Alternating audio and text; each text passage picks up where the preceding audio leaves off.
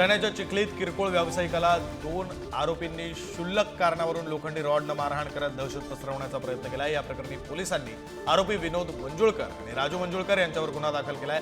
तसंच त्यांची चिखली शहरातील प्रमुख मार्गाने थेट धिंड काढली। परभणी रेल्वे स्थानक परिसरातून 32 किलो गांजा जप्त करण्यात आलाय। स्थानिक गुन्हा शाखेच्या पथकाने ही कारवाई केली आहे। या प्रकरणी दोघांना पोलिसांनी ताब्यात घेतलं।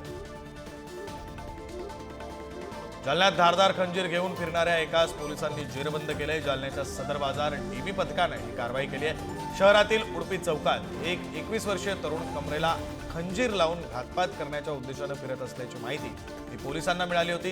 त्या माहितीवरून सदर बाजार डीबी पथकाने उडपी चौक भागातून सदर तरुणाला ताब्यात घेतले।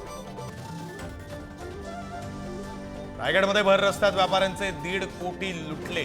स्वस्तात सोनं देतो असं सांगून व्यापाऱ्यांना लुटणाऱ्या टोळीचा पर्दाफाश रायगडच्या स्थानिक गुन्हे अन्वेषण विभागाने केलाय। धक्कादायक बाब म्हणजे या दरोडेखोरांच्या टोळीमध्ये चक्क पोलिसांचाच सहभाग असल्याचं तपासात समोर आलं। परभणीत विविध पोलीस ठाण्याच्या हद्दीतून विद्युत खांबावरून तार चोरी करून त्याची विक्री करणारी टोळी पोलिसांनी ताब्यात घेतली आहे। आरोपींनी तार विक्री करून मिळवलेले 3,50,000 रुपये, 2 चारचाकी वाहनं, मोबाईल असा एकूण 13,80,000 रुपयांचा मुद्देमाल या कारवाईत जप्त करण्यात आला।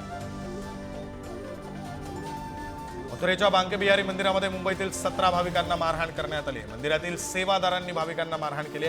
त्यात 3 महिला जखमी झाल्यात। प्रसाद देण्यावरून भक्त आणि सेवादार यांच्यात वाद झाल्याची माहिती। जालन्यामध्ये धारदार खंजीर घेऊन फिरणाऱ्या एकाच पोलिसांनी जेरबंद केले।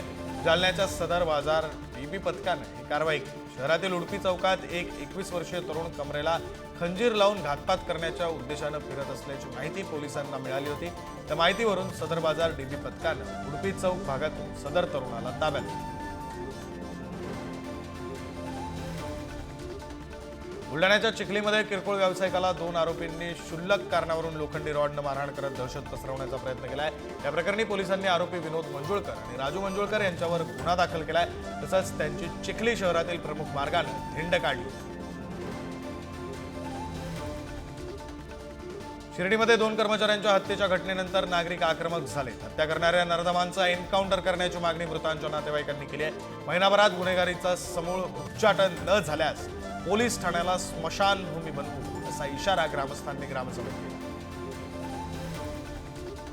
पिंपरी चिंचवडच्या चिखली कुदळवाडी भागात 3ऱ्या दिवशी सुद्धा अतिक्रमण कारवाई करण्यात आली। 3 दिवसात 1,511 बेकायदा बांधकामं हटवण्यात आली। नियोजित विकास आरक्षण व नागरिकांच्या सुविधांसाठी असलेल्या जागेवरील बेकायदा बांधकामं हटवण्याची कारवाई ही सुरूच राहणार असल्याची माहिती।